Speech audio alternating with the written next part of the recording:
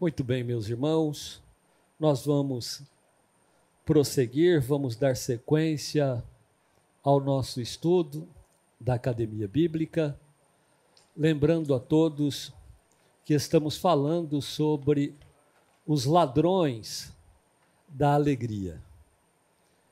O nosso texto básico é o que está na carta que Paulo escreve aos Filipenses, no capítulo de número 4, e o verso também de número 4. Eu vou dizer ao Fábio, ao pessoal aí de cima, hoje eu vou usar a versão NVI, tá bom? NVI, a nova versão internacional. Filipenses capítulo 4, verso 4, diz assim a primeira parte: alegrai-vos sempre no Senhor. Outra vez digo, alegrai-vos. Muito bem, irmãos. Esse é o texto base que nós estamos já há 6 semanas, hoje é a 6ª, estudando exatamente sobre a alegria que deve existir em cada um de nós. Nós vamos mais uma vez lembrar a todos, a alegria para o cristão não é opção. A alegria para o cristão é um mandamento. Aqui, o verbo ele está no imperativo. Alegrai-vos.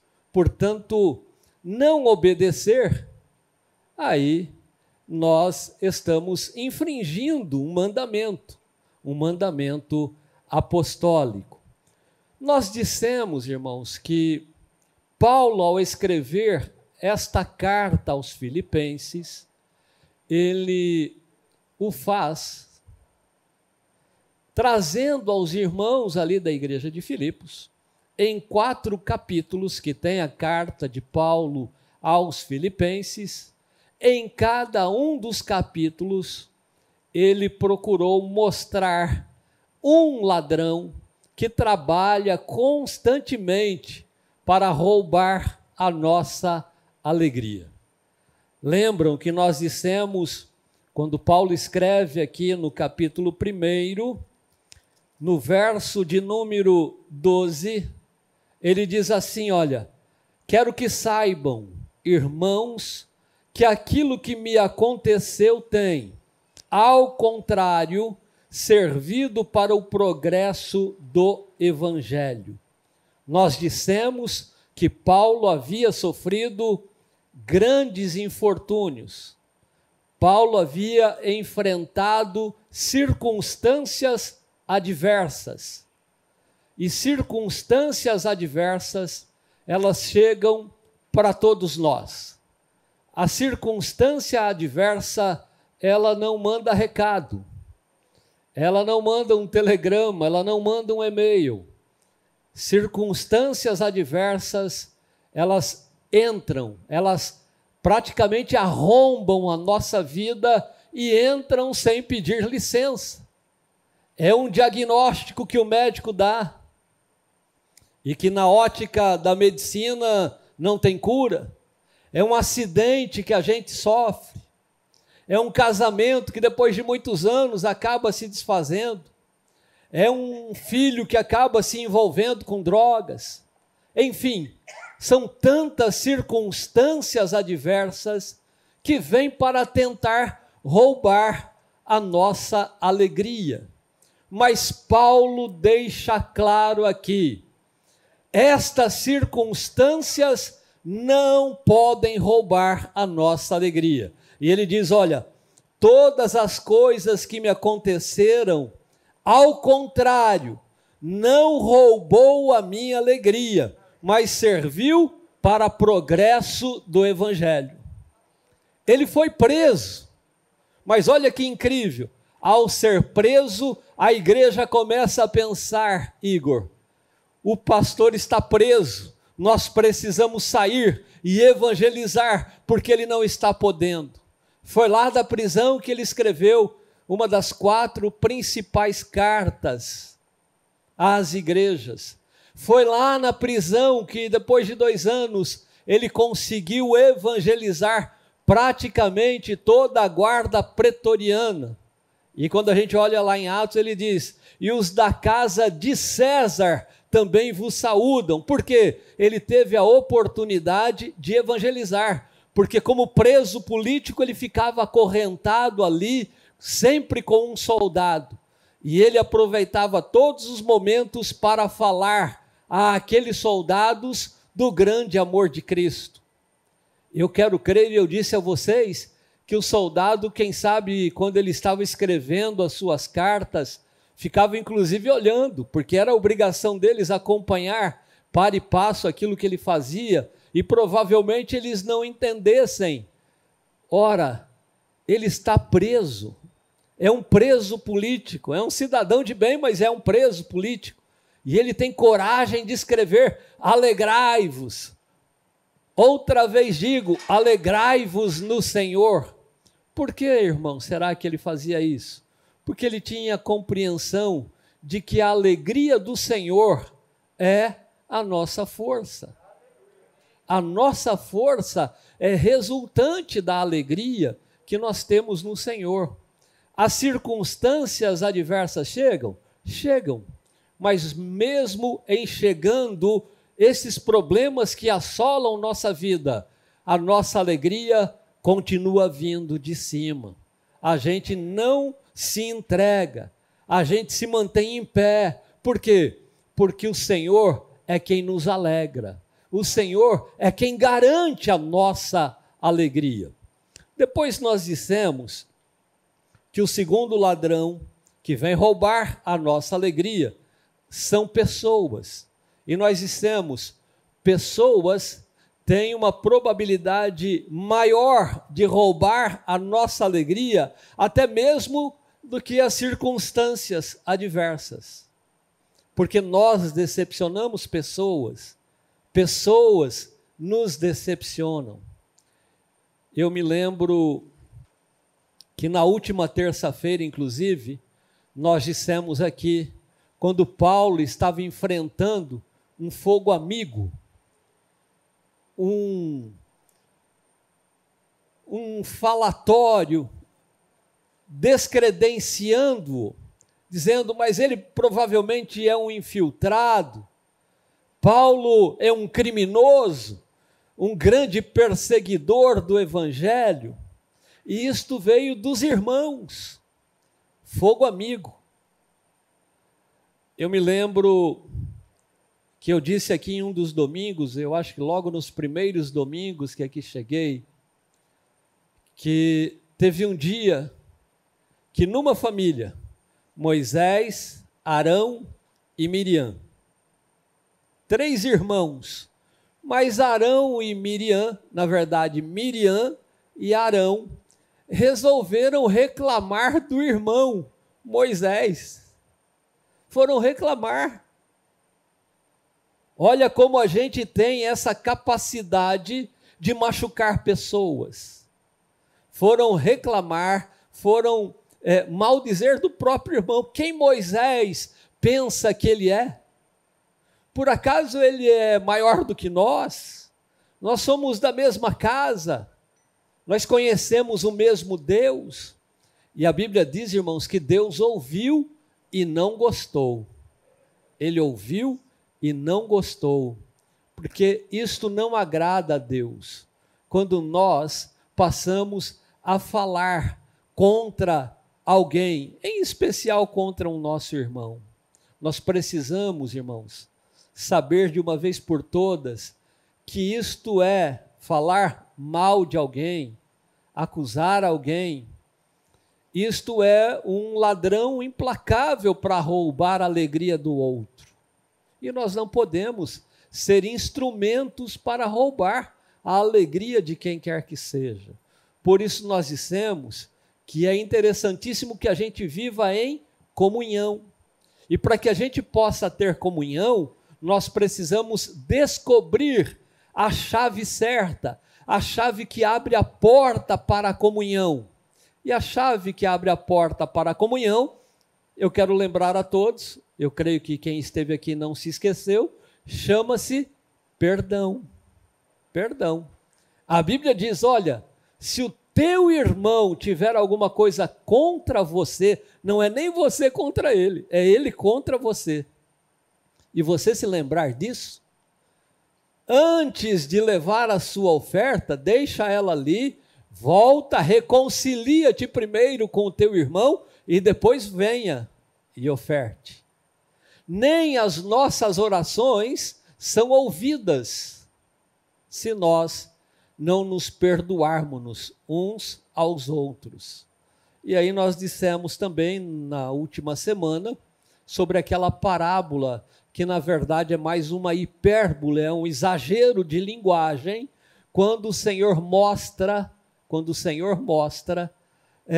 a dívida que um rei apresenta a alguém que está lhe devendo, 10.000 talentos, e aí aquele que deve 10.000 talentos clama por misericórdia, implora por perdão e diz a ele: olha, eu vou trabalhar duro, eu vou fazer de tudo para te pagar até o último centavo. Está bom, então eu vou te perdoar.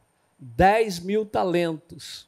E aí ele sai e encontra um conservo dele que deve a ele 100 denários. E quando a gente lê essa parábola, eu disse na semana passada, normalmente a gente não consegue entender muito bem, a gente tem uma noção de que deve perdoar, porque ali a parábola termina dizendo: assim também é o vosso Pai Celestial, ele não vos perdoará se vocês também não perdoarem. Mas quando a gente passa a entender quanto vale 10.000 talentos e quanto vale 100 denários, aí é que a gente então tem uma visão clara do tamanho da dívida. Na verdade, uma dívida impagável daquele dos 10.000 talentos. Lembram? Eu disse que era 350 mil quilos de ouro. Isso daria 10 carretas lotadas de barra de ouro. Era todo o imposto da Judéia, Pérea, Samaria e Galiléia por 13 anos, pois eles juntavam 800 talentos por ano de impostos. A dívida dele, se fosse considerar que um trabalhador ganhava 1 denário por dia, ele teria que trabalhar, Cristina, ininterruptamente 160 mil anos. Por isso que é um exagero de linguagem, era uma dívida impagável. Mas por que será que Jesus disse isso? Porque essa era a minha dívida, essa era a sua dívida para com Deus. Uma dívida impagável, a gente não tinha como pagar, mas Ele, o Senhor nosso Deus, nos perdoara. Nós fomos perdoados. E agora, Ele diz: se o Pai Celestial perdoou vocês, que têm sim uma dívida impagável, na verdade tínhamos, porque o Senhor Jesus cravou na cruz a cédula que era contra nós. Se Ele nos perdoou, nós não podemos guardar mágoa do nosso irmão. Nós também temos que perdoar. Não é? Até porque, se a gente não perdoar, a gente vai sofrer. Vai sofrer. Porque a gente vai ficar com aquele ali que nos magoou 24 horas por dia com a gente. Não é? Uma vez um pastor disse a mesma coisa: quem não perdoa, tomar um copo de veneno e achar que quem vai morrer é o outro. Não é? Então, se a gente não perdoar, a vítima seremos nós mesmos. Né? Seremos nós mesmos. Agora, voltando ao caso de Miriam, Arão e Moisés, né? O texto começa assim: Miriam, Arão e Moisés. Deus ouve, não gosta, e aí coloca a ordem. Aí ele chama para uma conversa. E aí ele coloca na hierarquia certa, porque lembra que eu disse a vocês de autoridade espiritual? Aí então ele convoca Moisés, Arão e Miriam. Na hora de falar, começa com Miriam, Arão e Moisés. Aí depois, quando Deus chama, aí ele começa numa ordem certa: Moisés, Arão e Miriam. Vão lá na porta da tenda que eu quero falar com vocês. E aí ele disse, olha, com vocês eu falo com sonho, eu falo com visões, realmente eu tenho intimidade com vocês. Agora, com o meu servo Moisés, é diferente. É diferente. Com ele, eu falo face a face. E por conta disso, o castigo para Miriam veio. E nós ouvimos, eu estou vendo aqui o Roberto e a Vandeusa lá no sábado passado. Foi sábado, né, na ceia, que nós ouvimos que aí então o Senhor castiga Miriam. E ela fica com a sua pele leprosa branquinha, como a neve. Esse estágio já era o último estágio da lepra, ou seja, ele castigou, mas castigou com misericórdia. Olha como Deus é bom. Ele castigou Miriam, mas o castigo foi um castigo com misericórdia, porque a repreensão faz parte do aprendizado. A repreensão, e a Bíblia diz que o Senhor corrige a quem Ele ama. E porque Ele ama Miriam, Ele corrigiu Miriam, mas só que Ele corrige com misericórdia. E aí, porque o leproso tinha que ficar isolado, Tomás. Ele tinha que ficar isolado, e aí Miriam tem que ficar isolada, e diz, mas agora como é que faz? Eu vou ficar aqui isolada. Mas Deus acabou ainda colocando Arão, o irmão dela, que era sacerdote, para tomar conta dela. Né? E ela, quem sabe, preocupada, mas e agora? O povo vai caminhar e eu tenho que ficar aqui isolado, não vou seguir com o povo. Mas o Senhor disse, não, olha, é para você aprender não falar do outro. Tá? Vai ficar aí, está no último estágio, só que o povo, enquanto você não for curada, não vai caminhar. Eles vão te esperar. Porque aqui, irmãos, nós somos uma família. E nenhum pode deixar o outro ferido no meio da estrada. Nós precisamos aprender, e Gálatas diz isso, a levar a cruz uns dos outros. Uns dos outros. E não falar mal, porque nós sabemos que pessoas também podem roubar a nossa alegria. Mas hoje, irmãos, nós vamos para o terceiro ladrão que vem para roubar a nossa alegria. E está na carta de Paulo aos Filipenses, no capítulo de número 3, nós vamos ver apenas o verso de número 19. Nós já vimos o primeiro ladrão, circunstâncias, capítulo 1, verso 12. Segundo ladrão, pessoas, capítulo 2. E aí nós lemos os versículos 5 e 6. Hoje nós vamos para o terceiro ladrão, capítulo 3, e o verso de número 19 da carta de Paulo aos Filipenses. Olha o que diz: o destino deles é a perdição, o seu Deus é o estômago, e eles têm orgulho do que é vergonhoso, só pensam nas coisas, o quê? Terrenas. Só pensam nas coisas terrenas. Irmãos, este é outro ladrão implacável para roubar a nossa alegria. Coisas terrenas. Nós vivemos, irmãos, numa sociedade de consumo. Nós somos bombardeados todos os dias com propaganda para gerar em cada um de nós uma necessidade compulsiva de comprar. Está vendo esse slide aí, ó? Está escrito, se eu tivesse um único dólar, investiria em propaganda. Uma frase de Henry Ford. Por quê? Porque no mundo dos negócios, a propaganda é a alma do negócio. Eles criam estratégias para atrair o consumidor. Não sei se vocês sabem, mas existem shopping center, que uma loja, por exemplo, de perfume, pode ver, quando você está passando ali, você sente aquele cheiro gostoso do perfume. Aquilo desperta em você uma sensação de necessidade de comprar um perfume, e você acaba indo lá.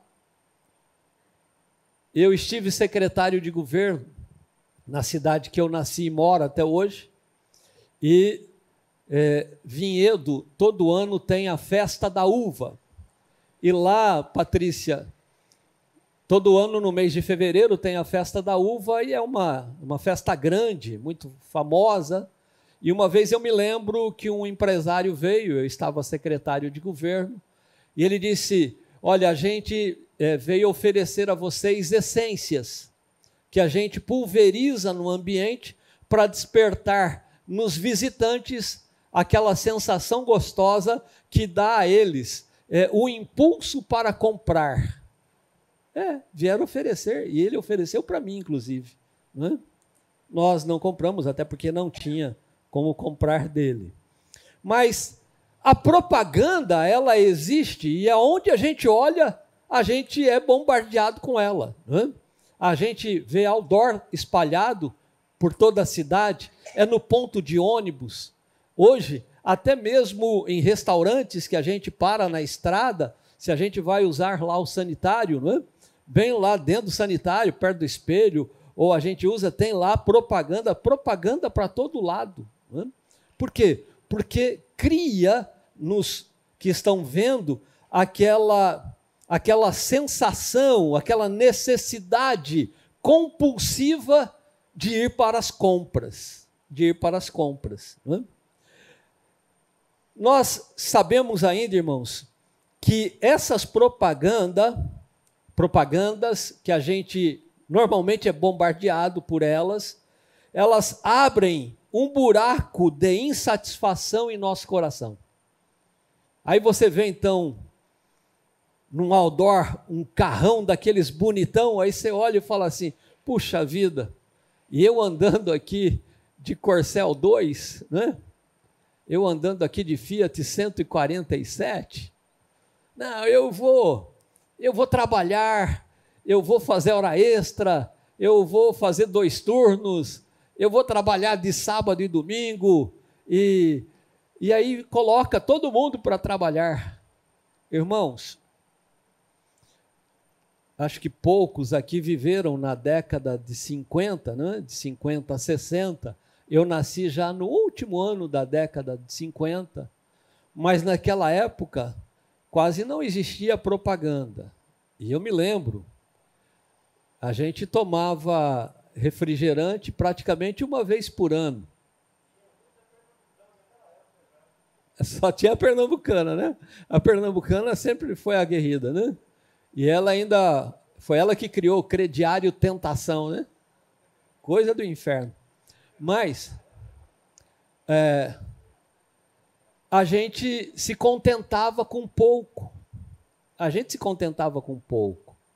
Eu me lembro, e eu acho que já, se não disse aqui, vou dizer, o meu sonho, Leandro, era ter uma camisa com um jacarezinho. Acho que é a que você está hoje aí, não é não? Da Lacoste. Era o meu sonho ter, mas como? O meu pai mal podia comprar Hering. Como que ele iria comprar uma camisa da Lacoste? Ainda bem, irmãos, que Deus sempre me deu estratégia, viu? Eu não sei se já disse a vocês, mas vou repetir se eu já disse. Um dia eu falei: Deus, na escola, eu sou o mais pobre da sala de aula, mas eu conheço o Senhor, então o Senhor pode me fazer o mais inteligente aqui. E aí eu não vou me destacar pelo dinheiro que tenho, mas posso me destacar pela inteligência que o Senhor pode me dar. E aí, irmãos, eu era chamado lá, não só pela classe, mas ali do turno que eu estudava, de enciclopédia ambulante.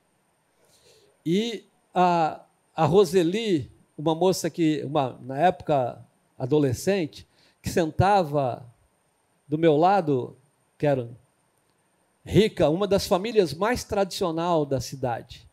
E ela falou para mim: olha, eu não sei nada da prova, você não pode me ajudar? Eu falei: ajudo sim. Respondi a minha rapidinho, e aí ela passou a dela, eu respondi para ela e devolvi. Aí eu tirei 10 e ela tirou 10. Aí ela falou: eu quero te presentear. eu tirei 10 pela primeira vez na vida, eu quero te dar um presente.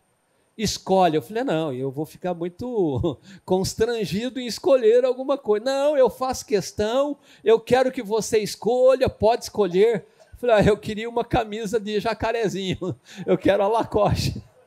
E ela me comprou uma verde com jacarezinho e era original, não era da 25 de março, não. Depois a mesma Roselita, mas eu continuei ajudando e ela depois me deu, eu que só tinha chinelo havaiana, aí ela me deu uma sandália daquelas de couro, João, bonita, viu? Que vinha dentro da caixa de sapato. Eu que comprava havaiana, vinha no saquinho, né? De plástico, agora eu ganhei uma sandália de couro que veio dentro de uma caixa mesmo de sapato, né? Então, irmãos, nós, naquela época, nossos impulsos eram menores, né? Há 20 anos atrás, apenas o marido trabalhando dava para sustentar a casa. Hoje a gente percebe que estamos vivendo numa sociedade tão consumista, onde as coisas materiais elas são colocadas constantemente na vitrine, que já só uma pessoa compondo renda na casa é insuficiente. E aí então tem que o marido trabalhar, a esposa também tem que trabalhar. Algumas, inclusive, terceirizam a educação, porque têm filhos pequenos e acabam terceirizando a educação, já leva a criança desde pequenininha para uma creche, ou liga a televisão lá e deixa o mais velho cuidando do mais novo, não é? E eles se viram por conta própria. Eu e a Marisa, esses dias ficamos muito felizes. Primeira vez, Marisa. Nós ficamos muito felizes, porque a nossa caçula agora, irmã, em outubro vai ter a nossa primeira netinha. Temos 2 netos e agora vai nascer a Grace Stephanie. E ela trabalha em um banco. O marido dela trabalha numa companhia que para nós aqui é a CPFL, Piratininga hoje, né? Essas companhias de distribuição de energia elétrica. E ela esperava que a Marisa fosse lá para ficar com a neném, pelo menos alguns meses. Mas os pensamentos de Deus não são os nossos pensamentos, nem os nossos caminhos, os caminhos dele. E não deu certo. A entrevista que tínhamos agendada no consulado para... Hoje é 19 ou é 20? Eu já até me perdi. Era para hoje, né? A entrevista para hoje. Remarcaram para 21 de junho do ano que vem. Aí a Marisa contou para ela, a gente inclusive teve que preparar um ambiente para contar para ela, porque ela estava, irmã Heloísa, esperando. E aí com muito jeito aí a gente contou para ela que vai ser impossível e tal. E aí depois de alguns dias aí, a gente fala com ela todo dia, e a Marisa falou, agora o meu coração está mais descansado. Ela disse assim, eu não vou terceirizar a educação da minha filha. Eu vou entrar com um pedido no banco para trabalhar em home office. Se eles não aceitarem, já acertei com o Eric, eu vou sair do trabalho e eles já estavam em processo de compra de uma casa, vamos adiar o projeto da compra da casa, porque os primeiros meses, os primeiros anos de uma criança, eles são fundamentais com a presença principalmente da mãe, até pelo cheiro, pelo visual, não é?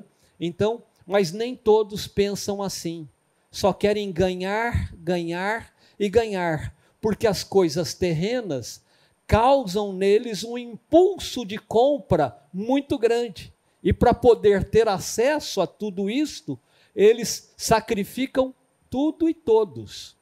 Não tem tempo para absolutamente nada, não é? E olha, infelizmente, irmãos, infelizmente, como eu disse, isso abre um buraco de insatisfação em nosso coração, criando a sensação de que a nossa felicidade não depende do que somos, mas depende daquilo que compramos. E isto não é verdade. Não é verdade, não é?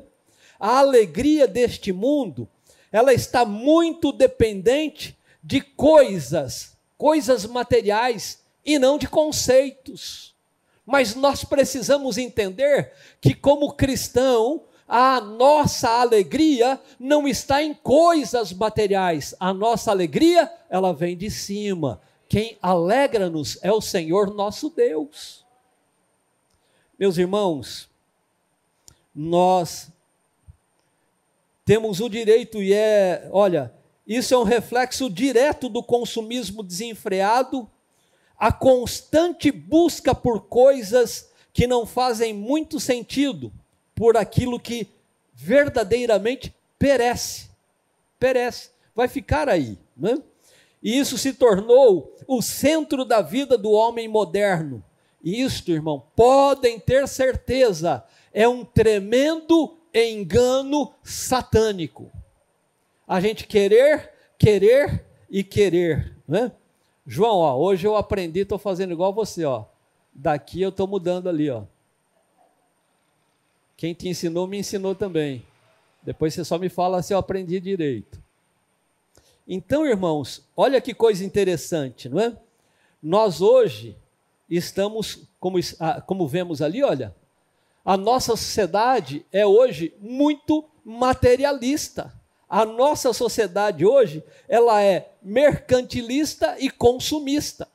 E as pessoas sabem disso. E nós hoje vivemos em um mundo globalizado. E por conta disto, nós sabemos de tudo e de todos ao mesmo tempo. E como está escrito aí na parte azul, olha, os valores estão invertidos. Infelizmente, as pessoas valem hoje por quanto elas têm.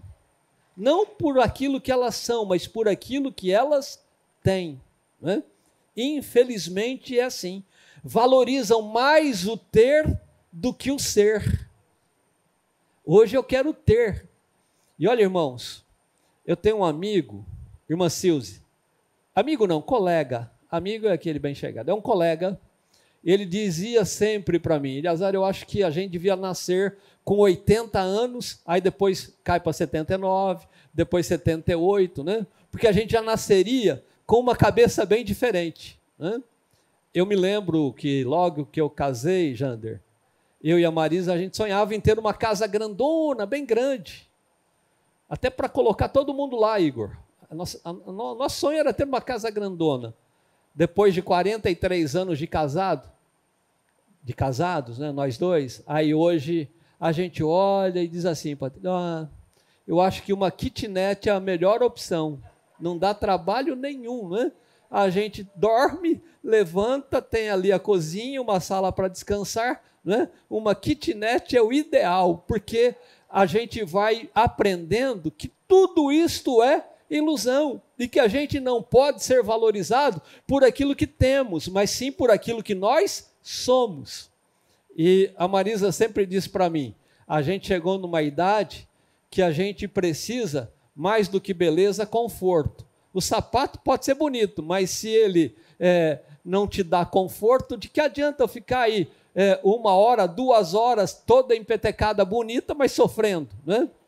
Então, irmãos, sapatinho molinho, gostosinho, né? A gente tem que realmente hoje se preocupar mais com o conforto. Mas não é assim. Por quê? Porque hoje, infelizmente, nessa sociedade materialista, mercantilista e consumista, dão mais valor ao dinheiro do que ao caráter. Infelizmente, né? E olha, irmãos, para agradar às leis de consumo, e se nós fôssemos definir o que é consumismo, consumismo é você comprar aquilo que você não precisa, com o dinheiro, Roberto, que você não tem, para agradar a pessoa que você nem conhece. Olha que bobagem, não é? Consumismo é isto. É eu comprar o que eu não preciso, com dinheiro que eu não tenho, para agradar quem eu nem conheço. Não, irmãos, eu tenho é que ser feliz, eu tenho que ser alegre, né? E tem um corinho que diz assim, quem tem Jesus tem tudo, quem não tem nada, mas quem crê em Jesus Cristo, no céu já tem morada. Quem ama este mundo, lá no céu não tem nada, mas quem crer em Jesus Cristo, no céu já tem morada. Então nós estamos aqui, irmãos, de passagem. Nós somos peregrinos, forasteiros. Não é? Para que querer ajuntar tesouro aqui? Não é? E olha, irmãos, tem pessoa que, infelizmente, ama mais o carro do que o irmão. E eu vou dizer uma coisa com experiência própria. Com experiência própria. Eu era casado de novo e o meu primeiro carro foi, claro, um pelo menos. Né? Acho que todos nós já tivemos um pelo menos. Né? Porque a turma, que carro você tem? Ah, pelo menos um Fusca eu tenho. Né? Então, pelo menos era o Fusca. Então, o meu primeiro carro, José, era um Fusca. Mas o meu sonho, né, era ter um Chevette. E eu trabalhava numa multinacional, em Vinhedo, e um dia o meu diretor, que tinha um Chevette beginho monocromático, ele era bege, banco de veludo marrom, painel marrom. Igor, quando acendia à noite o painel, aquilo parecia uma árvore de Natal, aquelas luzinhas tudo colorida. Eu dizia, meu sonho de consumo. Eu era casado de novo, a Marisa é a mais velha. Eles são lá em 9 e ela é a mais velha. E aí eu comprei o carro desse meu diretor, engenheiro Elcio. Ele, inclusive, comprou um carro aqui perto da CPFL, eu vim com ele para ele pegar o zero dele e eu já voltei com o dele, com o Chevette. Irmãos, sem brincadeira, para eu entrar no carro, eu abri a porta, primeiro eu fazia assim, ó, pro lado de fora. Eu batia o pé um no outro para tirar a poeira, para depois entrar no carro. Quando os irmãos da Marisa entravam no carro, que subiam e ficavam em pé no banco, parecia que eles estavam rasgando o meu peito de cima a baixo. Eu olhava aquilo e dizia, não é possível. Comprei o carro do meu sonho e essas crianças vão destruir o meu carro. Vão acabar comigo. Irmãos, só para encurtar a história, porque o tempo passa muito rápido, Deus falou, você está fazendo desse carro um ídolo? Você está tão preocupado com coisas terrenas? O nosso segundo filho acabou sendo acometido com 1 mês e pouco, né, Marisa?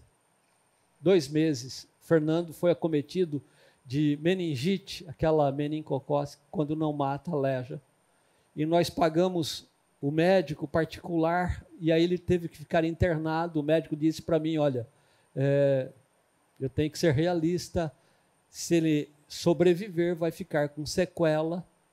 E aí então a gente falou, não, a gente vende tudo que tem, porque a gente vai investir nessa criança, e nós cremos num Deus que faz milagre, não é? Mas para vocês entenderem, o médico era particular, ele ficou internado também na ala particular, e aí a gente paga até as vezes que o médico passa no corredor lá, né? Eles cobram tudo, o ar que a gente respira, paga tudo, né? E aí sabe o que aconteceu? O Chevette,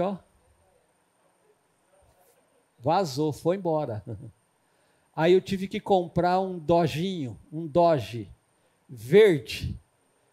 Aquilo, irmãos, era um verde infortúnio. Acho que quando acabaram de pintar aquele Dodginho, jogaram até o resto da tinta e o pincel fora. Só tinha o meu. Se eu parasse o carro em algum lugar e alguém visse, o Eleazar está aí hoje. Só tinha o meu. Um dia, Tomás, quebrou o câmbio. O mecânico teve que desmontar o motor inteirinho para trocar lá embaixo uma espécie de um não é parafuso, mas uma prisilinha que ficava lá embaixo na vareta. Teve que desmontar o motor inteiro para trocar um negocinho de nada. Né? Por quê? Porque, infelizmente, irmãos, a gente acha que a nossa alegria está num Chevette bonito, que a nossa alegria está numa casa grande, que a nossa alegria está no saldo bancário. Não é? Não, a nossa alegria, irmãos, tem que vir de cima. Não é? Muitos chegam a sacrificar valores absolutos para terem um pouco mais. Para terem um pouco mais. Infelizmente, muitos matam, muitos roubam, muitos mentem, muitos sequestram, muitos subornam, muitos acabam praticando, inclusive, a corrupção sem medo. Por quê? Porque querem ter e ter. Não se preocupam com ser, eles querem ter.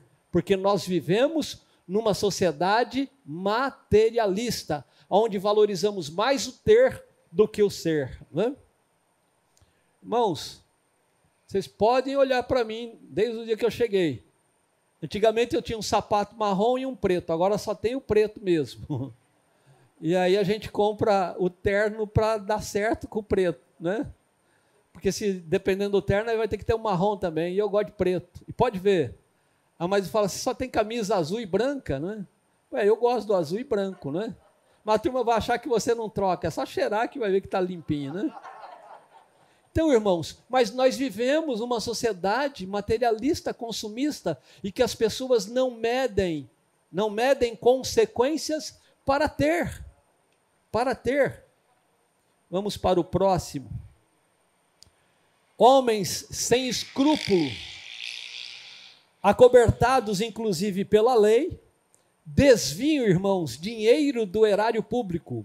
Eu me nego a falar aqui de política, mas enquanto o povo amarga a dura realidade da escassez, tem muita gente se enriquecendo à custa do povo. Infelizmente, é assim. Por quê? Porque querem ter. E eu sinceramente não consigo entender. E lá em Vinhedo nós tínhamos um irmão, tem ainda, porque ele mora ainda lá em Vinhedo, ele falava sempre assim, ó, irmãos, a gente tendo em casa, né? A gente tendo em casa arroz, feijão, batata frita, salada e um bife, para que mais? Para que mais? Né? Mas, infelizmente, muitas pessoas estão fazendo barbaridades, destruindo sonhos de um povo, de uma nação, por simples projeto pessoal ou coletivo, quem sabe, mas de uma parte para mostrar que tem. Né? E é a Bíblia que diz lá em 1 Timóteo, abra sua Bíblia, na primeira carta de Paulo a Timóteo, no capítulo de número 6 e o versículo de número 10. É a Bíblia que diz, irmãos, que o amor ao dinheiro é a raiz de todos os males. 1 Timóteo 6 e 10 diz assim, olha, pois o amor ao dinheiro é a raiz de todos os males. Algumas pessoas, por cobiçarem o dinheiro, desviaram-se da fé e se atormentaram com muitos sofrimentos. Olha aonde as pessoas acabam se metendo.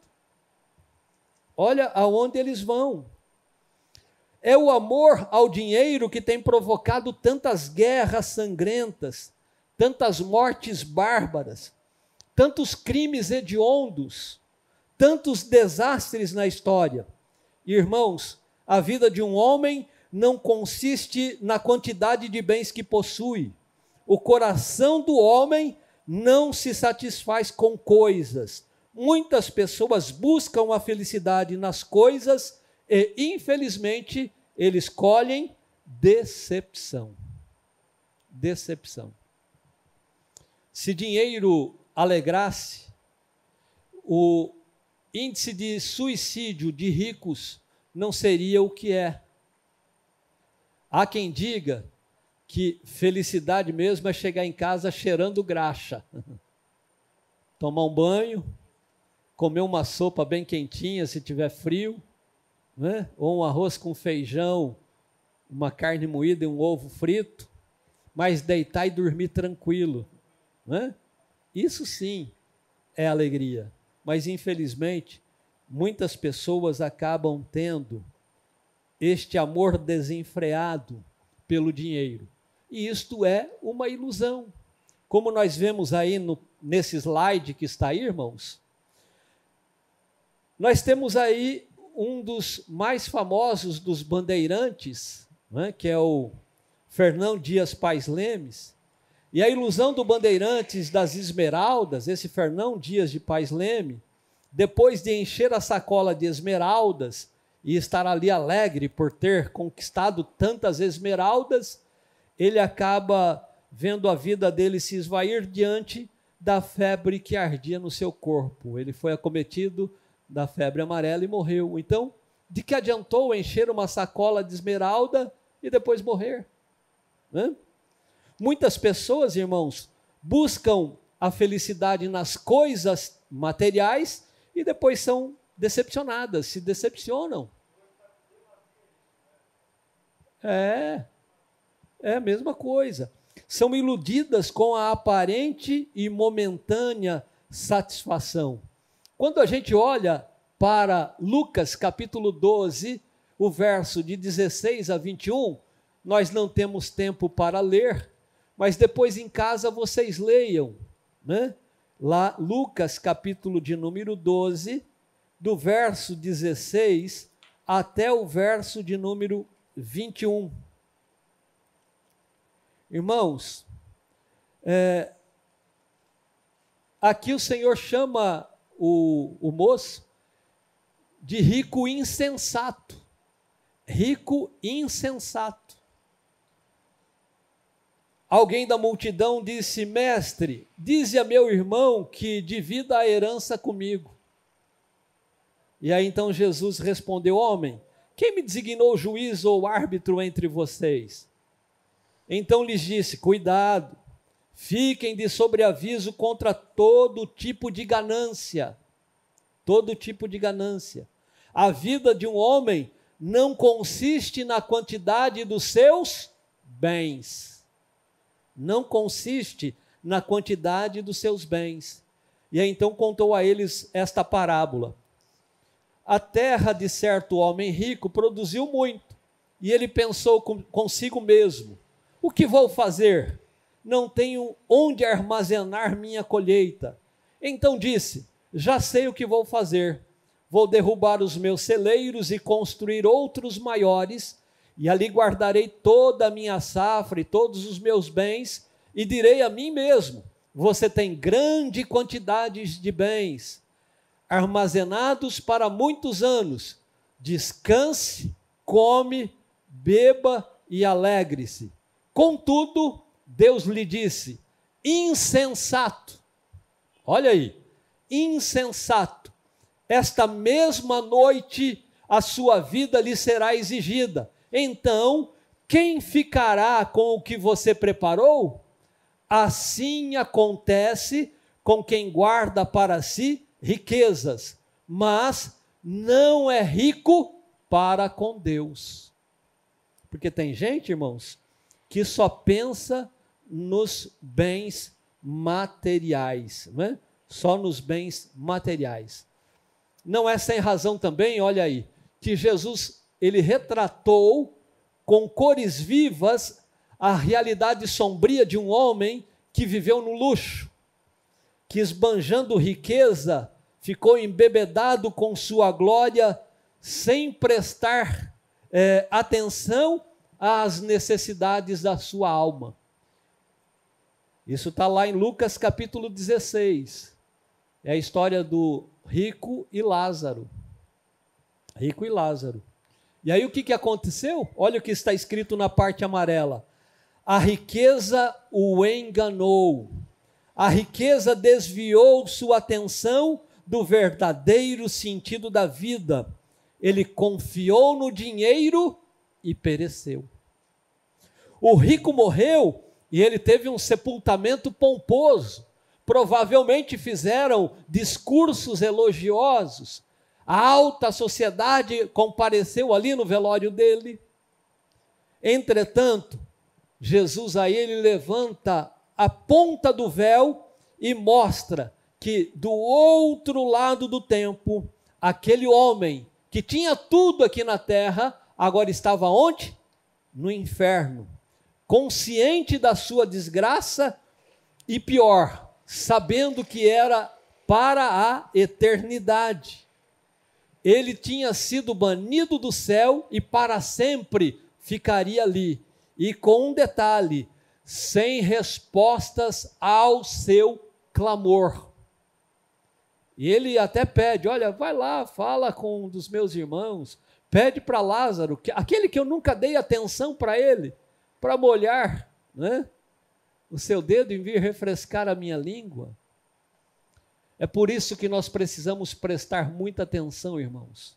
Aonde é que nós estamos juntando tesouro? Aonde é que nós estamos construindo a nossa riqueza?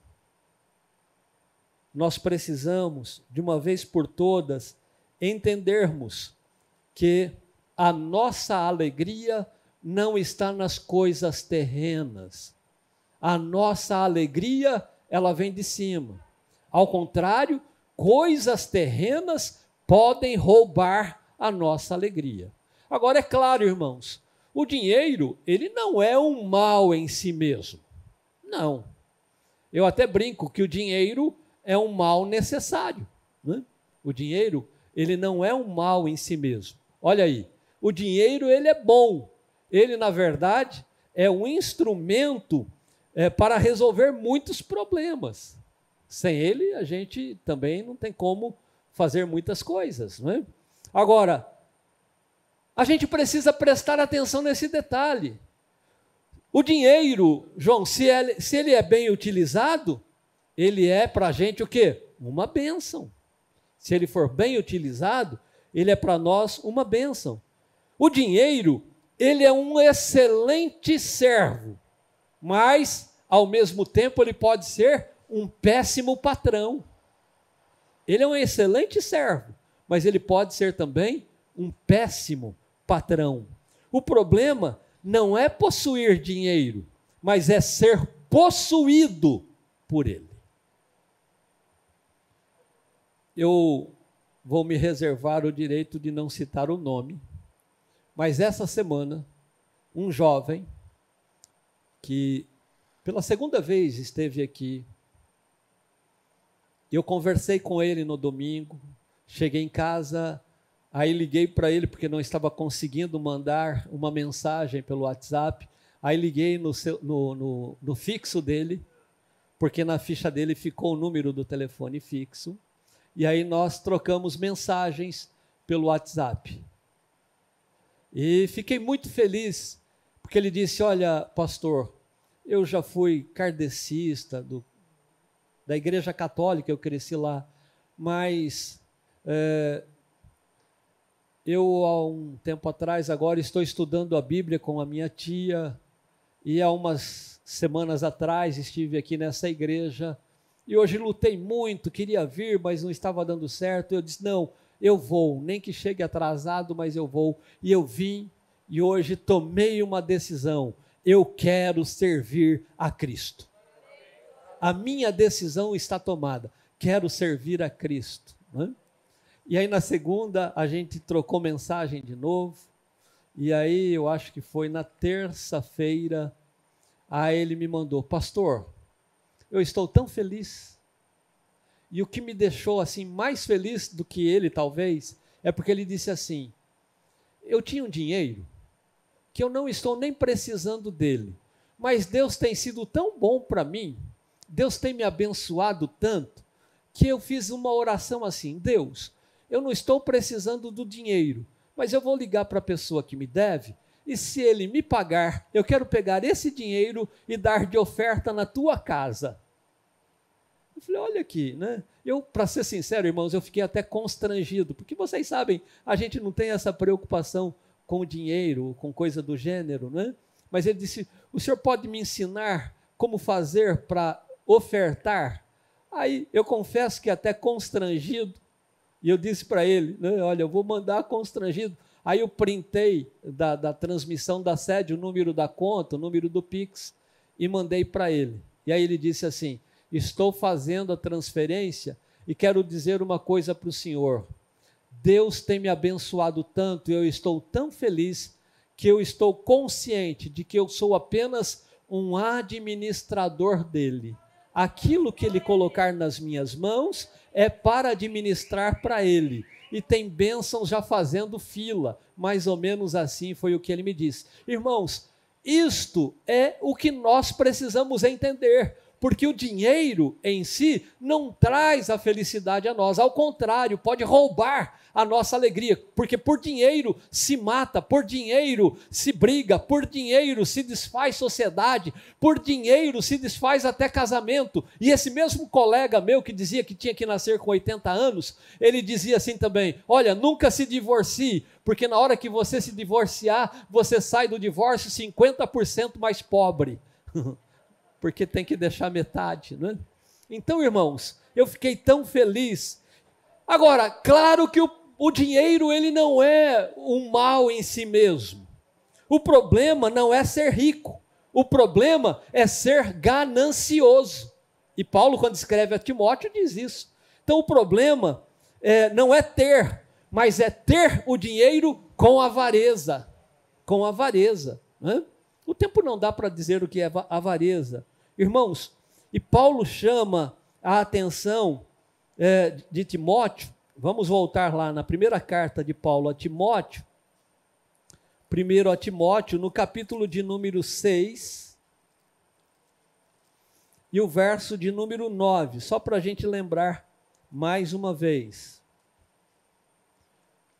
Os que querem ficar ricos caem em tentação, em armadilhas e em muitos desejos descontrolados e nocivos, que levam os homens a mergulharem na ruína e na destruição. Olha aí o que Paulo diz a Timóteo, não é? Agora, o que a Bíblia nos ensina, irmãos? A Bíblia nos ensina que os filhos são herança do Senhor. Abra sua Bíblia em Salmo de número 127, Salmo de número 127 e o verso de número 3. Salmo 127 e o verso de número 3. Vamos ver aqui o que a Bíblia fala da verdadeira herança. Os filhos são herança do Senhor, uma recompensa que Ele dá. Mas para muitos irmãos, infelizmente, filho não é herança. Para ele, herança é o dinheiro. Não é errado a gente correr atrás do dinheiro, claro que não. Nós temos até que correr, a própria Bíblia diz, aquele que trabalhe que não coma. Nós precisamos correr, precisamos ter sim a preocupação de construir um patrimônio. Agora, o errado é valorizar demais o dinheiro do que os relacionamentos. Nós não podemos substituir presença por presente.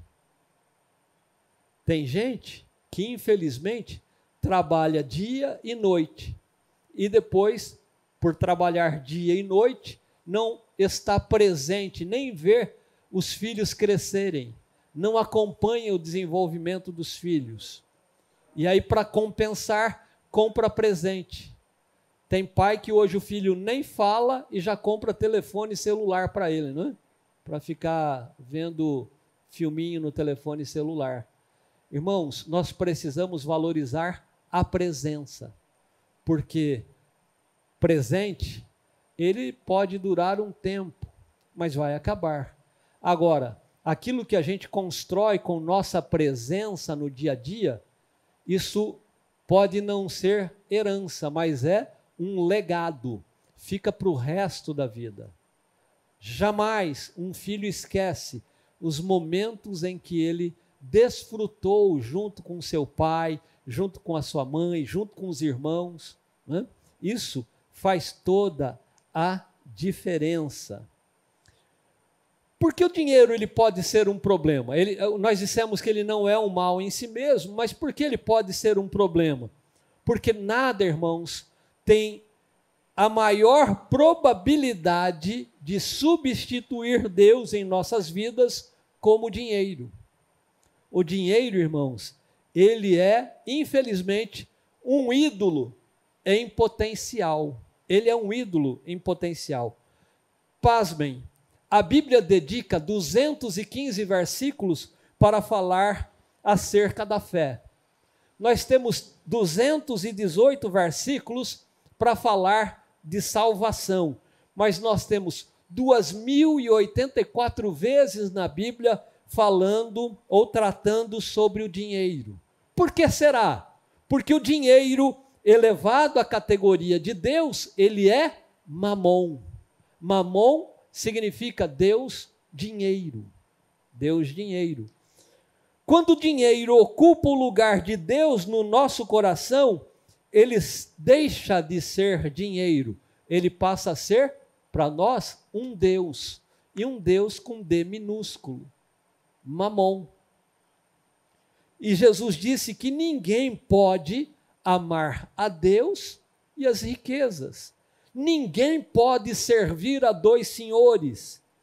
Ninguém consegue servir a Deus e a Mamon ao mesmo tempo. Está lá em Mateus capítulo 6 e o verso 24. Portanto, irmãos, a excessiva preocupação com as coisas materiais não só roubam a nossa alegria, mas também consegue roubar até mesmo a nossa própria alma. E a gente precisa ter muito cuidado com isto. O amor excessivo ao dinheiro e às coisas materiais não apenas roubam a nossa alegria, como tem a condição e a probabilidade de roubar, inclusive, a nossa alma. Estão vendo aí esse senhor? Ele foi o primeiro bilionário de todos os tempos. Primeiro bilionário de todos os tempos. John Rockefeller. John Rockefeller, ele juntou muita fortuna. E uma vez perguntaram ao membro da família dele: o que vocês estão precisando? A gente precisa de um pouco mais. Porque é assim. Sempre quer um pouco mais. Sempre quer um pouco mais. Se esquecem de que a gente não leva nada deste mundo, não é? A Bíblia ensina que a grande fonte de lucro é o quê? Está ali, ó, a piedade. A grande fonte de lucro é a piedade com contentamento. Paulo diz isso também na sua primeira carta a Timóteo, no capítulo 6 e o verso 6. As pessoas, irmãos, não precisam de muitas coisas para serem felizes. A preocupação com as coisas materiais são um grande ladrão da alegria. Quem vive roendo as unhas, afobado para ter mais e sempre querendo cada vez mais, vive uma constante infelicidade. Podem ter certeza disso. Vivem uma constante infelicidade. Filipenses capítulo 3 e o verso de número 19, que é aquilo que nós lemos, que é o ladrão que Paulo mostra. Filipenses 3 e 19. O destino deles é o quê? É a perdição. O seu Deus é o estômago. E eles têm orgulho do que é vergonhoso. Só pensam nas coisas terrenas. Só pensam nas coisas terrenas. Vamos agora ver aqui como que Paulo fala para Timóteo na sua primeira carta, nos versos 7 e 8. Olha o que ele diz. E o título aqui desse trecho da carta de Paulo a Timóteo fala sobre o amor ao dinheiro. E ele diz assim, olha: de fato a piedade com contentamento é grande fruto de lucro, pois nada trouxemos para este mundo, e dele nada poderemos levar. Olha aí. Por isso, tendo o que comer e com o que vestir, estejamos com isso satisfeitos. Estejamos com isso satisfeitos. E aí no verso 8 ele diz assim, olha, por isso, tendo o que comer e com o que vestir, estejamos com isso satisfeitos. E no 9, aí ele complementa, os que querem ficar ricos caem em tentação, em armadilhas e em muitos desejos descontrolados e nocivos que levam os homens a mergulharem na ruína e na destruição. Portanto, irmãos, temos que ter consciência disso. Não se leva nada deste mundo. Este que foi o primeiro bilionário de todos os tempos, John Rockefeller, no dia do sepultamento dele, Tomás, um curioso chegou no cemitério e ficou ao lado do contador dele. E aí ele não se aguentou, ele chegou e disse assim para o contador, meu amigo, você é o contador do Dr. John? Ele disse, trabalhei a vida toda com ele. Deixa eu te perguntar, quanto que ele deixou de fortuna? Aí o contador olhou para ele e falou, deixou tudo, não levou nada. Irmãos, a gente não leva nada. A gente não vê caminhão de mudança em sepultamento. Vocês já viram um caixão com gaveta? Não, a gente deixa tudo, né? Não adianta a gente pensar só nas coisas materiais. Nós precisamos, de uma vez por todas, ter consciência de que a nossa cidade está lá em cima. Nós estamos aqui de passagem, não é? Paulo, irmãos, ele conclui dizendo que nossa alegria, ela se dá pelo fato de sabermos que nossa cidadania permanente não está na terra, mas ela está no céu. A nossa cidadania está no céu. Portanto, irmãos, não deixemos que o ladrão da preocupação com as coisas materiais roubem a nossa alegria nessa jornada para o céu. Nós precisamos estar atentos com isso, né? Se a nossa pátria está no céu, é lá que nós devemos ajuntar o nosso tesouro. Abra sua Bíblia em Mateus 6. Mateus, capítulo de número 6. Hoje eu trouxe aqui a minha Bíblia, nova versão internacional, mas eu vou comprar uma que é a tradução linguagem de hoje. Ela é mais explicativa, é uma linguagem mais contemporânea, né? Não tão aristocrática, fica mais fácil de compreender. Mas Mateus capítulo 6, os versos 19 e depois o verso 21. Olha o que diz aqui o Senhor Jesus. Não acumulem para vocês tesouro na terra, onde a traça e a ferrugem destroem, e onde os ladrões arrombam e furtam. E aí depois, no 21, pois onde estiver o seu tesouro, aí também estará o quê? O seu coração. Infelizmente, irmãos, tem muita gente que poderia estar aqui esta noite. Poderiam estar aqui esta noite. Por que você não veio? Sabe o que é? Eu quero ver se até dezembro eu junto um dinheiro a mais, porque eu estou pensando em fazer isso ou fazer aquilo. Deixa de estar presente com a família, um período do dia. Deixam de vir na casa do Senhor. Alguns aí chegam tão cansados, tão exaustos, que deixam inclusive de falar com Deus, de permitir que Deus fale com ele. Porque está claro aqui, o Senhor Jesus já preveniu-nos sobre isto, né? Pois onde estiver o seu tesouro, aí também estará o seu coração. E tem muita gente colocando o seu coração nas coisas terrenas. Nas coisas terrenas. Eu indo no domingo tá bom demais. Eu indo no domingo tá ótimo. Se esquecem que Paulo diz, olha, não deixeis a congregação como é costume de muitos. é o maior tesouro, irmãos, é uma dádiva de Deus termos a oportunidade de estar aqui.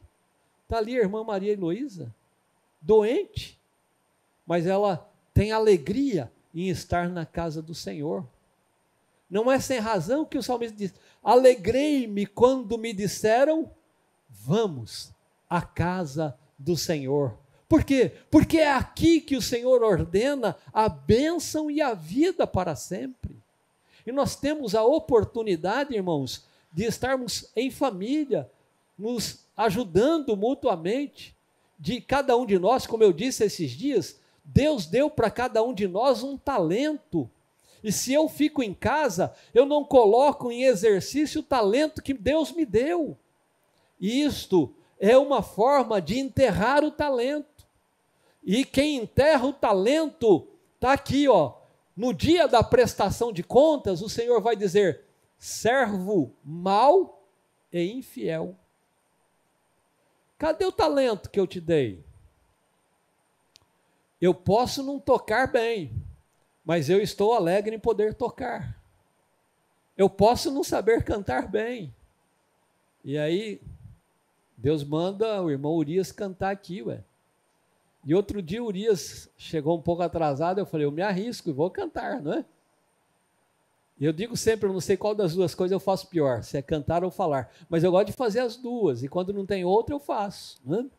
Porque, irmãos, vale a pena estarmos na casa do Senhor, mas infelizmente muitas pessoas só estão preocupadas com as coisas materiais, com as coisas terrenas. E deixa eu te dizer, não coloque muito seu coração aí não, porque eu já disse para vocês por experiência própria, eu vi o meu chevetinho indo embora. Eu vi o meu chevetinho indo embora. A gente coloca demais o coração nas coisas, e aí então Deus fala: olha, eu prefiro você do que o que você tem. E se é para perder você, então eu vou dar um jeito de tirar o que você tem, porque aí você vai lembrar que eu sou melhor do que o que você tem. Deu para entender? Porque tem gente, irmãos, que infelizmente não pode comer macarronada nunca. Porque aí ela acha que aquilo é o fim do mundo, e aí, não, hoje eu vou fazer uma macarronada que eu aprendi, tem uma receita direto da Itália. Aí outro dia, não, olha, tem uma receita que vem da Espanha, coisa boa, uma paella.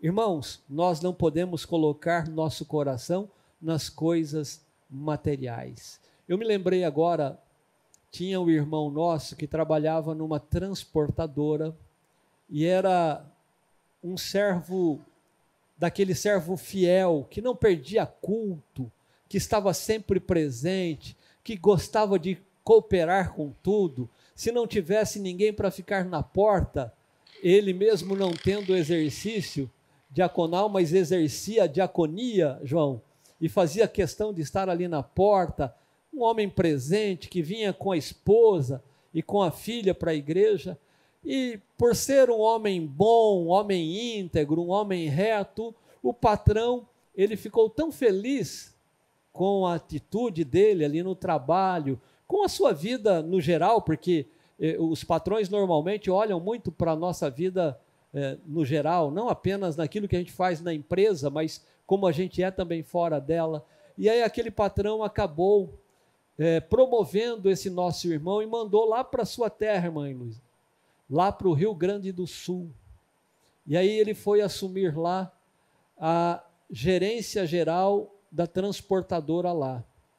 E aí então disseram para ele que agora ele era o gerente e ele tinha que manter um status mais elevado, porque ele representava a empresa ali, ele era o cartão da empresa naquela cidade, e que ele deveria ter um bom relacionamento com o prefeito, com o delegado, com os gerentes dos bancos, com as empresas, porque desse relacionamento é que iria aumentar o trabalho desta transportadora, os serviços que eles prestavam e, consequentemente, a receita. E ele se envolveu nessa ciranda, ele acabou se envolvendo nessa ciranda, e que se a gente não toma cuidado, a gente se enrola mesmo.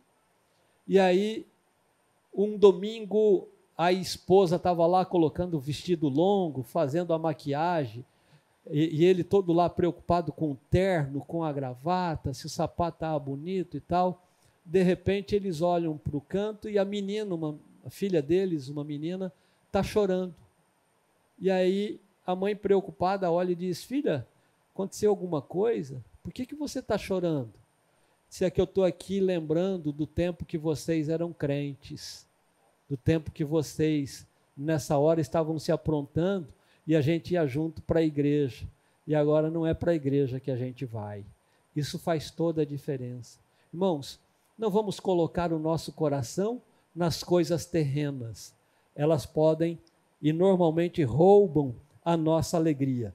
Nós devemos buscar as coisas lá do alto, onde Cristo vive. Lá está a nossa casa, lá será a nossa morada permanente, lá está a nossa pátria. E encerrando, abra sua Bíblia em Colossenses, capítulo de número 3, a carta que Paulo escreve aos Colossenses, capítulo de número 3. Vamos ver os versos de 1 a 4. Colossenses capítulo 3, de 1 a 4, e nós já vamos encerrar. Portanto, já que vocês ressuscitaram com Cristo, procurem as coisas que são do alto, onde Cristo está assentado à direita de Deus. Mantenham o pensamento nas coisas do alto, e não nas coisas terrenas. Pois vocês morreram e agora a sua vida está escondida com Cristo em Deus.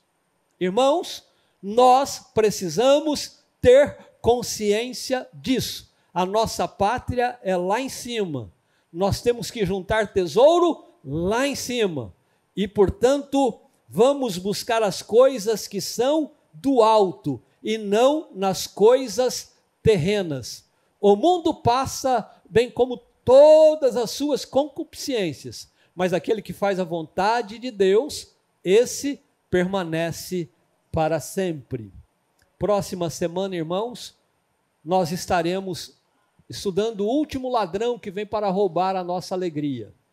E voltou ali. É a ansiedade.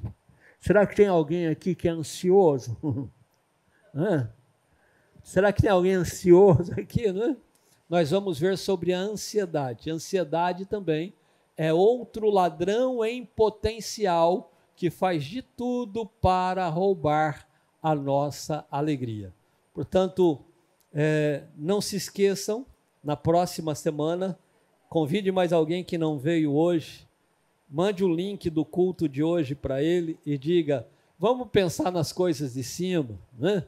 Vamos tirar um pouco o coração das coisas terrenas, porque aí a gente vai conseguir, inclusive, manter até o nosso nível de ansiedade sob controle.